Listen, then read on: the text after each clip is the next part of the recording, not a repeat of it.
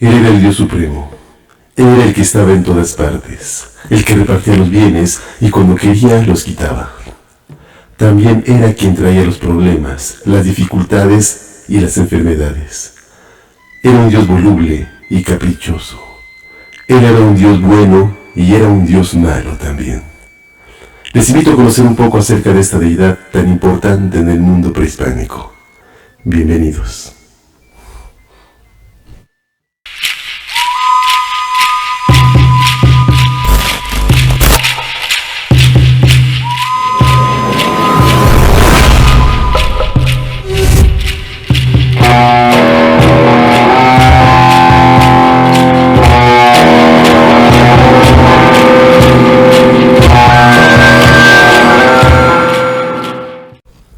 Era tenido por verdadero Dios e invisible, el cual andaba en todo lugar, en el cielo, en la tierra y en el infierno.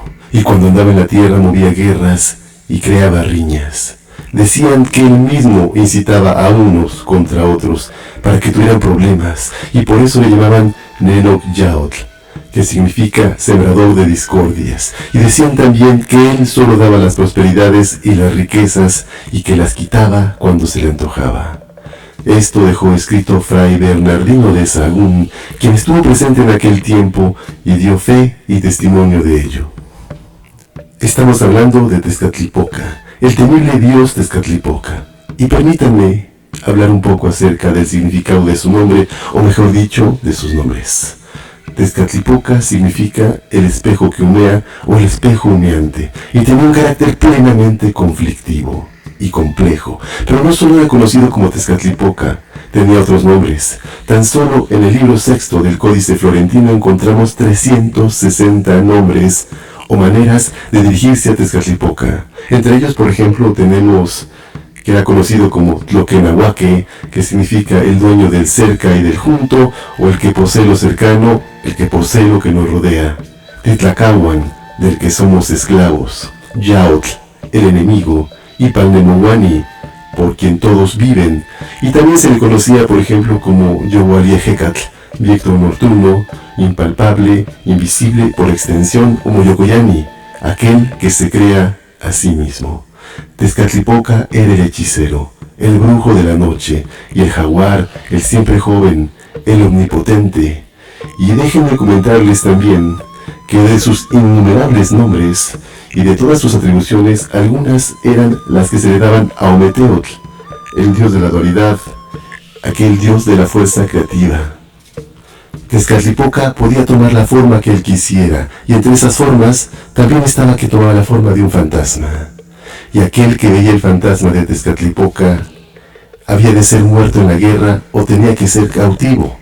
Pero si quien veía el fantasma de Tezcatlipoca y además tenía el valor de plantarse frente a él y le pedía espinas de maguey que representaban la valentía y la fortaleza, entonces la suerte era totalmente diferente. Y en vez de ser muerto o en vez de ser un prisionero, saldría victorioso en los encuentros de tipo bélico. Y hay aquí un punto muy interesante respecto a las apariciones de los fantasmas de Tezcatlipoca. Verán ustedes, había una especie de fantasma que eran llamados Tlacanexquimili y que aparecían de noche y no tenían ni pies ni cabeza. Este tipo de apariciones andaba rodando por el suelo y a la vez que andaba rodando hacía ciertos gemidos o alaridos como aquellas personas que están enfermas, gemidos de dolor, de angustia, de desesperación, y se podía tener la certeza de que eran fantasmas de Tezcatlipoca, porque este tipo de fantasmas tenían la forma de un bulto de ceniza. Por supuesto que eran de mal agüero, pero los hombres que eran muy valientes y los perseguían, y además los agarraban, no los soltaban hasta que les dieran unas espinas de maguey. Y entonces la suerte cambiaba totalmente, porque recibían prosperidad y riquezas. Pensamos que Tezcatlipoca hasta este momento es una deidad malvada, vengativa, pero no del todo, porque también tenía su lado positivo. Por principio de cuentas, Tezcatlipoca fue el hijo primogénito de la pareja creadora, Ometecutli y Omecíhuatl, también llamados Tonacatecutli y Tonacacíhuatl, y seguramente han escuchado hablar del Tezcatlipoca negro, del Tezcatlipoca rojo, del Tezcatlipoca azul y del Tezcatlipoca blanco. Pues bien, el Tezcatlipoca negro era el verdadero Tezcatlipoca. El rojo era Xipetotec, el azul Huitzilopochtli y el blanco Quetzalcóatl. Podemos darnos cuenta entonces de la complejidad de la mitología prehispánica mesoamericana, pues estos cuatro aspectos de un mismo dios eran a la vez otros dioses con las bondades que estos otros dioses o facetas de Tezcatlipoca tenían, y ciertamente era verdad. La gente se encomendaba a él para obtener favores y para obtener cosas que realmente eran positivas. Es muy conocida aquella historia en la que Quetzalcóatl cometió aquella falta grave en que se embriagó con pulque e incurrió en una falta de tipo carnal con su propia hermana. Pues bien, aquí es precisamente Tezcatlipoca quien, siendo el nahual, el brujo, se disfrazó de anciano y fue quien le ofreció el pulque a Quetzalcóatl. En otra ocasión cuenta Sahagún que Tezcatlipoca, en su investidura como Titlacahuan, se encontraba en una fiesta. Ahí él tocaba el tambor y además bailaba. Entonces la fiesta comenzó a subir de tono y a ponerse un tanto agitada. Tanto que los invitados comenzaron a caer en las barrancas aledañas y por encantamiento se convirtieron en piedras. Entonces Titlacahuan o Tezcatlipoca se encargó de quebrar el puente sobre el río para que aquellos que, llenos de terror por lo ocurrido, corrían para salvarse, cayeran y también se convirtieran en piedras. En el quinto mes del calendario civil Sempohuali Mexica, que se llamaba Toxcatl, se sacrificaba a un joven que representaba a Tezcatlipoca, y para representarlo se elegía a un joven de buena complexión, de buena estatura, sin mancha corporal alguna, sin ninguna arruga, y su cabello tenía que ser largo y lacio, sus dientes lo más perfectos posibles, finos y blancos, pero además debería aprender a tocar la flauta y hacerlo bien, y al mismo tiempo en que debería tocar la flauta, ir tocando la flauta, debía fumar tabaco y además llevar cargando unas flores. Así, tocando la flauta, llevando flores y fumando, iba por las calles ataviado como el dios, con el cuerpo pintado de negro, y la gente lo veneraba como tal, como la viva imagen de Tezcatlipoca. Entonces al verlo se inclinaban ante él con gran respeto y con gran reverencia y besaban la tierra. Así vivía el joven representante de Tezcatlipoca por un año, y haciendo un breve paréntesis, hay que decir que Tezcatlipoca también era llamado el joven, y era el primero en llegar a las fiestas de los dioses y era el patrono de la casa de la juventud, o llamado Telpochcali.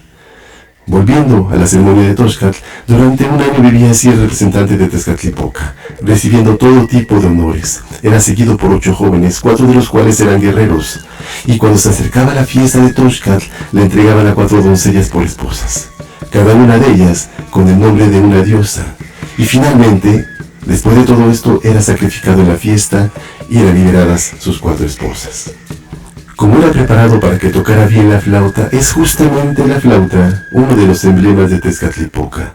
Se han encontrado muchas flautas en las excavaciones del Templo Mayor y con ello nos damos cuenta de la importancia que tenía este dios en el ritual mexica, porque no solo el representante del que hablamos tocaba la flauta, también lo hacían los sacerdotes como símbolo de esta deidad de Tezcatlipoca. Tezcatlipoca también era el dios de la justicia. Y como narra Durán, justamente en el festejo de Toxcatl del que estábamos hablando, en cuanto a los ladrones, los homicidas, los transgresores de la ley en general, escuchaban la flauta que tocaba el vicario de Tezcatlipoca, o también llamado Titlacahuan, sentían tanto temor y tristeza que derramando lágrimas suplicaban el perdón de sus faltas, ofreciendo incienso para aplacar la ira del dios. Por ejemplo, en Texcoco, Tezcatlipoca fue el dios más venerado, seguido por Huitzilopochtli y después Tlaloc. En la migración de los chichimecas, con el fin de encontrar la tierra prometida, fue Tezcatlipoca, no Huitzilopochtli, quien guió a su pueblo. Como podemos darnos cuenta, Tezcatlipoca regalaba riquezas, pero también las quitaba a su antojo. Causaba enfermedades, pero también las curaba, porque era el Dios supremo que gobernaba el destino de los hombres. Él estaba en todas partes, todo el tiempo, todo lo veía, todo lo entendía. Era omnipresente, omnisciente y omnipotente.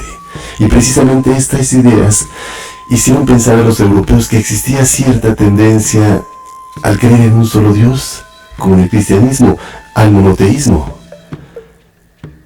Bien, Tezcatlipoca ha dejado su huella en la mitología del México antiguo como símbolo de poder, de amor y de odio, de bondad y de castigo, de temor, de fuerza, que premia y castiga las acciones de los hombres de aquel tiempo.